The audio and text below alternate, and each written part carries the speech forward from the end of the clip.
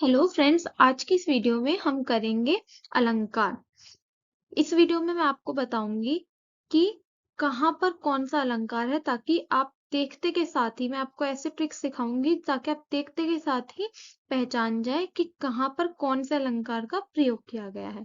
इससे पहले अगर आप चैनल पे नए हैं तो प्लीज चैनल को सब्सक्राइब करें, और अगर वीडियो आपके लिए हेल्पफुल रहे तो प्लीज आप वीडियो को लाइक भी जरूर करके जाइएगा।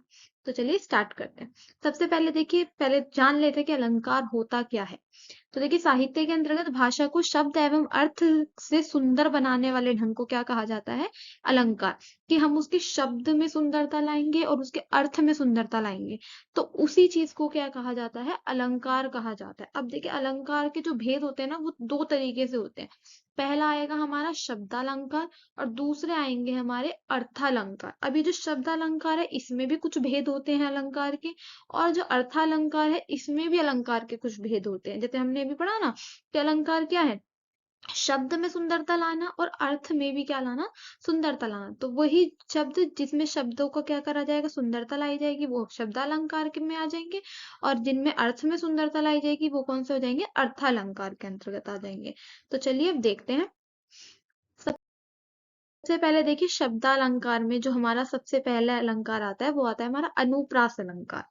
अनुप्रास अलंकार देखिए क्या होता है कि जहां पर क्या होता है, एक ही वर्ण की आवृत्ति होती है। आवृत्ति मतलब क्या होता है? कोई भी वर्ण जो होता है वो बार बार रिपीट हो रहा होता है।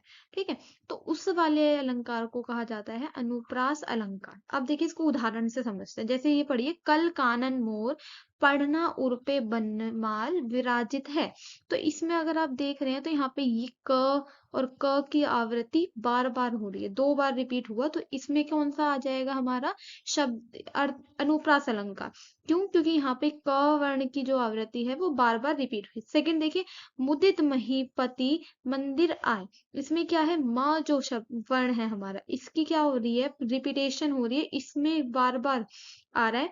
तो इस वजह से ये कौन सा अलंकार हो जाएगा हमारा? अनुप्रास अलंकार। अनुप्रास अलंकार आपको समझ आया कि जब एक ही वर्ण की आवृत्ति होगी तो वहां पर क्या आएगा? हमारा अनुप्रास अलंकार आएगा। सेकेंड अब कौन सा है हमारा? यमक अलंकार। अब देखिए, यमक अलंकार कौन सा होता है हमारा? जब एक ही शब्द की आवृत्ति बार बार हो।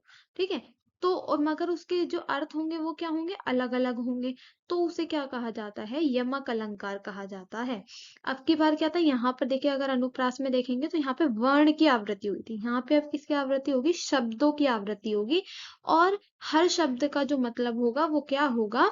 अलग अलग होगा। ठीक है, जैसे कि देखिए, काली घटा का घमंड घटा। यहाँ पे देखिए, जो घटा शब्द है ये दो बार आ रहा है, इसकी आवृत्ति हो रही है दो बार, मगर दोनों जगह जो घटा का अर्थ है वो अलग है। जैसे काली घटा, घटा कौन सा है? ये जो मौसम वाली घटा होती है।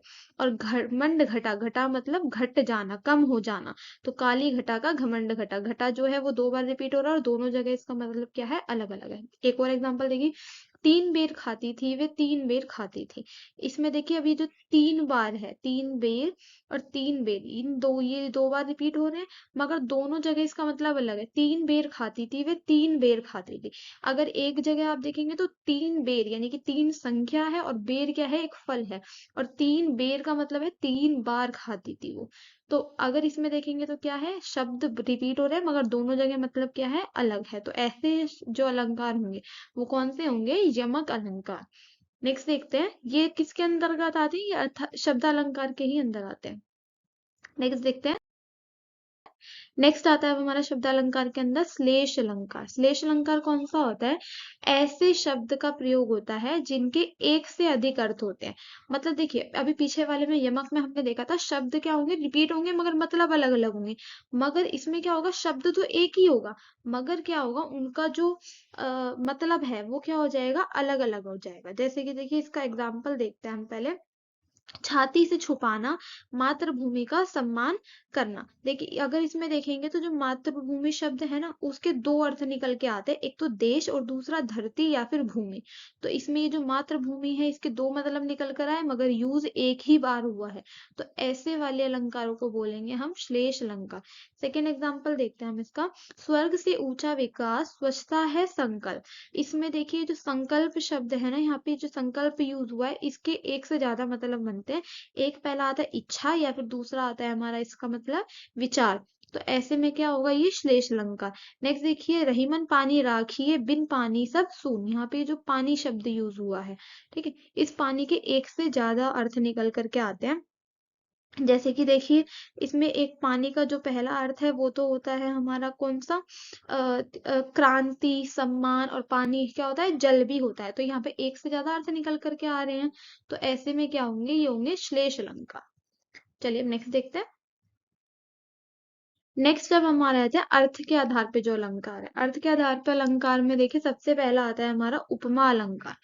देखिए उपमा अलंकार को हम कैसे पहचानेंगे, जब भी किन्हीं दो वस्तुओं के गुण, आकृति या स्वभाव में समानता दिखाई जाती है, यानी कि उन्हें एक जैसा सा बता दिया जाता है, या फिर तुलना कर दी जाती है, तो उन्हें क्या कहा जाता है, उपमा अलंकार कहा जाता है। और इन्हें पहचानने की क्या तरीका है, वो ये है कि इनके बीच में आएगा सा, सी, सम, सरिस, जैसा, या, जो, ऐसे वाले जो शब्द होंगे ये इनके बीच में आएंगे, तो कौन सा अलंकार होगा वहां पे, उपमा अलंकार।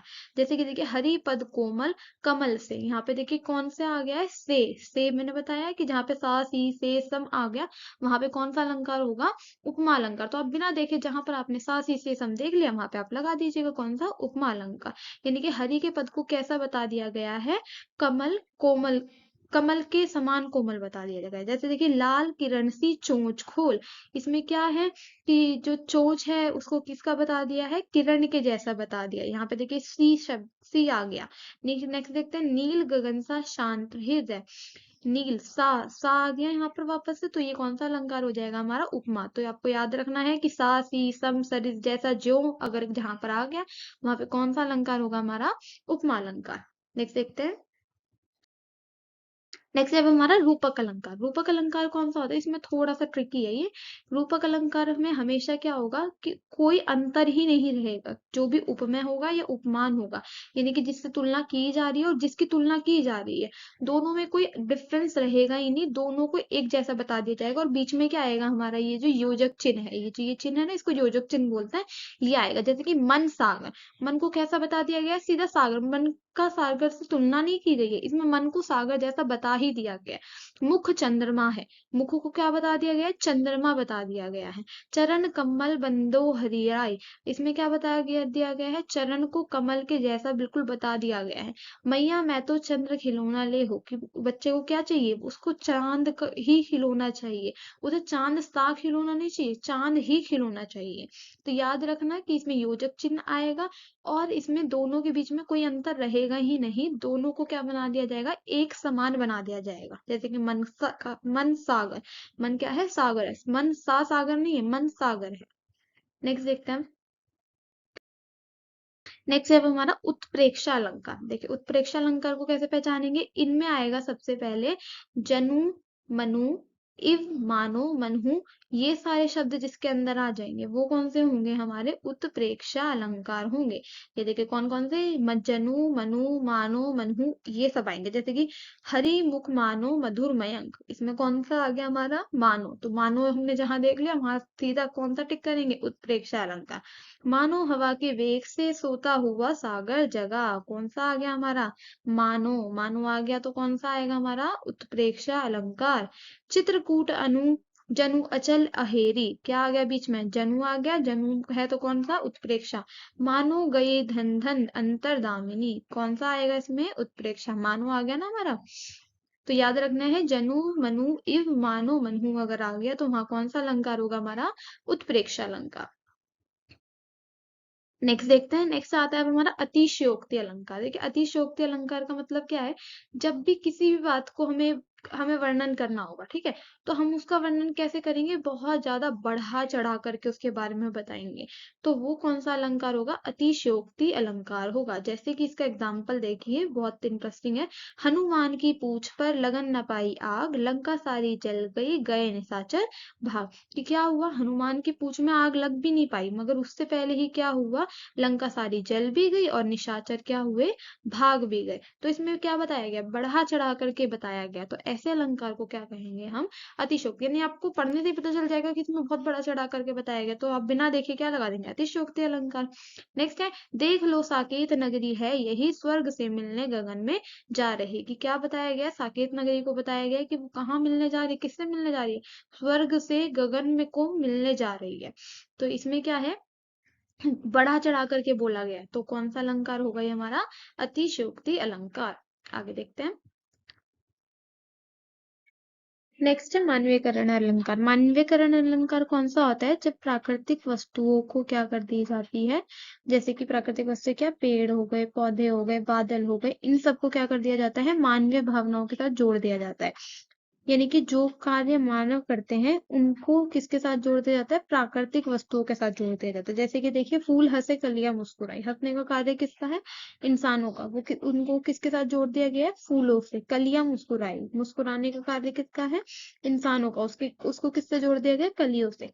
जैसे कि देखिए सेकंड, मेघ आए बड़े बन ठन के सवर के, यानी कि बादल क्या आए? बन ठन करके सवर करके आए। थर्ड देखिए, पेड़ जो झांकने लगे, गर्दन उचकाए, गांधी आंधी चली धूल भागी घाघरा उठाए। कि क्या हुआ? पेड़ क्या करे? झुककर झांकने लगे, गर्दन उचका करके, और साथ में आंधी क्या हुई? चली, और धूल क्या करी? घाघरा उठा करके भागे। इसी के साथ सारे अलंकार खत्म होते हैं। अगर कर दे अपनी